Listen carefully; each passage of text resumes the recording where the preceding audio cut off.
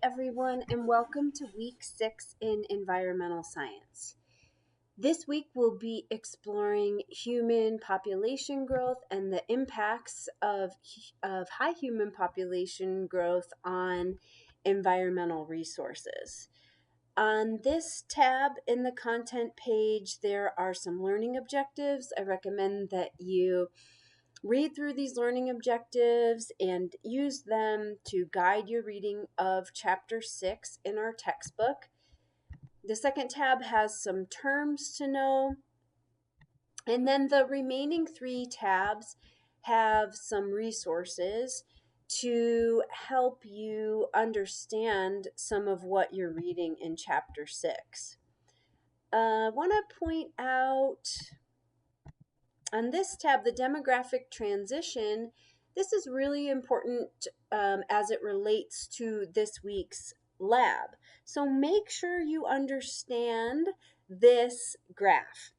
Basically, it is showing the 5 stages of the demographic transition, and the green line is showing the birth rate, and the blue line is showing the death rate. In a stage 1 population, those two things are both very high. So there's not a lot of growth in the population. So you see that it's pretty stable. The population line is down here, and you see that it's pretty stable in stage 1. In stage 2, things have happened in the society that caused the death rate to decline. So this could be like access to medicine, maybe better sanitation.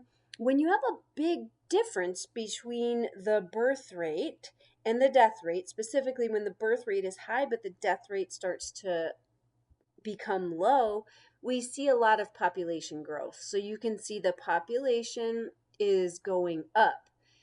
And in stage 3, we see that there's still a huge difference between birth rates and death rates. So birth rates are a lot higher, but we see that the birth rate is starting to come down.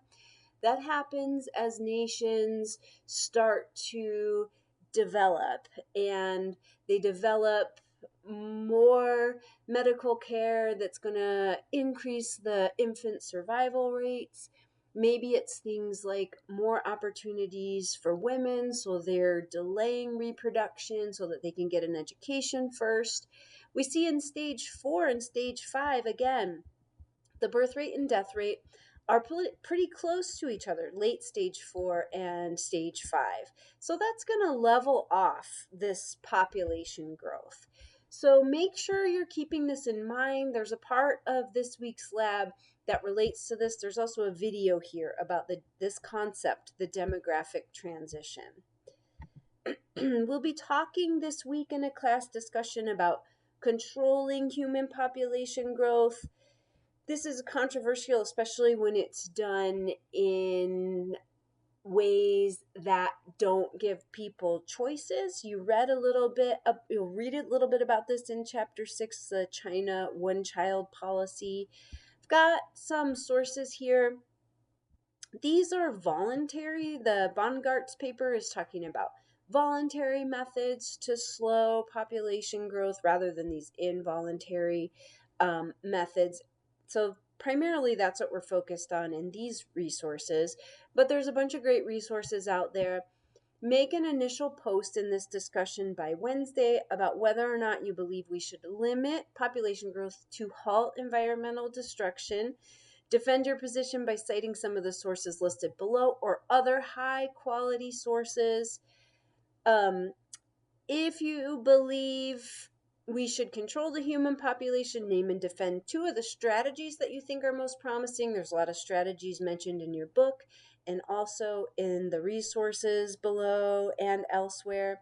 If you don't think we should limit human population growth to halt environmental destruction, defend that and talk about what you think will do this.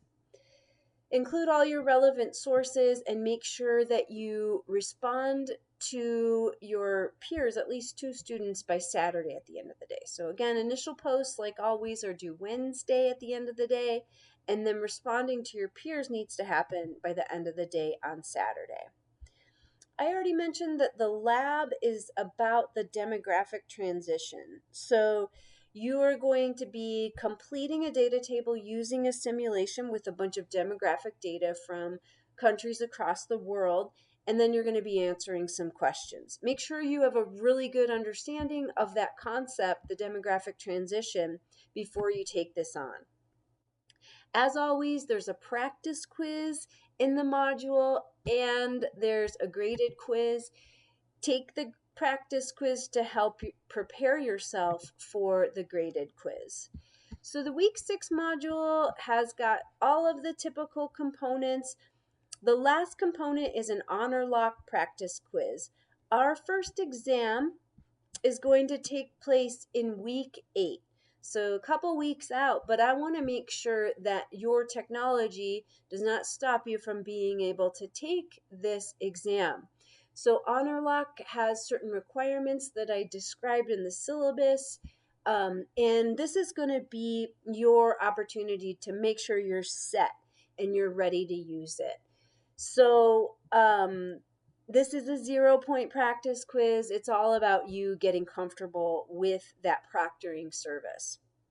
One other thing I wanted to point out, the week 5 lab, the plant community lab, where you developed rank abundance curves for a plant community, there's going to be a lab report due for that lab on March 15th, so during week 7. But if you want to get a head start on that, go for it. You should have feedback on your plant community lab by midweek this week. So I wanted to just point out that that's coming up.